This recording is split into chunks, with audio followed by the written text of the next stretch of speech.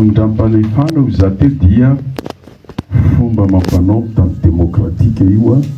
sy amin'ny fitantanana raharam-panjakana ka ny afatra omeko atsika zany a tsy atao zavatra ifandrafesana akory ny fanaovana famindram-pahefanana ny famindram-pitantanana ary tsy midika hoe tsy navitany teo aloha dia isorony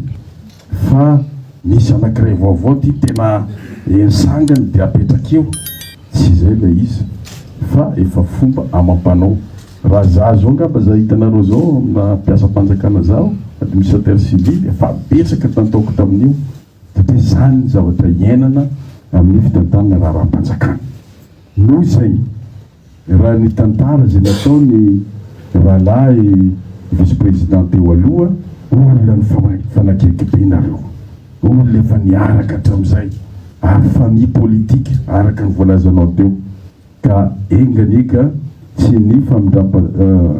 famindram-pahefana zay nataontsika niany zany a no ampiova ny fihavanana ny fiarahana sy ny fampatiavana rehefa nisy taminareo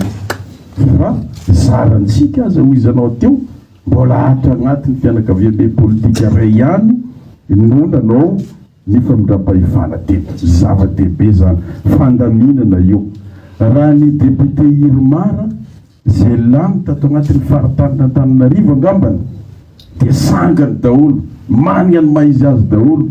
ary mety sahirana ny ray aman-drenitsika ny safidy hoe aiza ny atao eo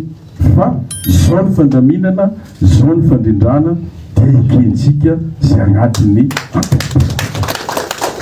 ka mbo toizana lalandava ny fiarahana ny fanomezan-tanana fiaramientana amin'ny fitondrantsika ny raharam-pirenena manome tsodrana zany ny tenako amin'ny mafilohany antenimera-pirenena ny tenako amin'izao a navitanareo famindram-pahefana izao engany ka andida hitan'ny tonony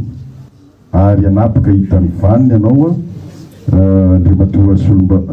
vice président mba mitsangana ila anao andriamatoa firelefitry ny antenimera-pirenena atao anatin'ny faritaniny Antananarivo a avitan-tsakany sy andavany ny adidy izay napetraka ny firenena aminao ianao ary tsy misy lafaka eny an-dalana araka ny voalazako teo andidy ahitan'ny tonony anapaka ahitan'ny vaniny andriamanitra manankarem-pahasoavana sy ny tompony zao rehetra zao a no hanampy anao amin'ny asa rehetrarehetra zay ho tanteranao zay ngamba ny tsodrana vaty amina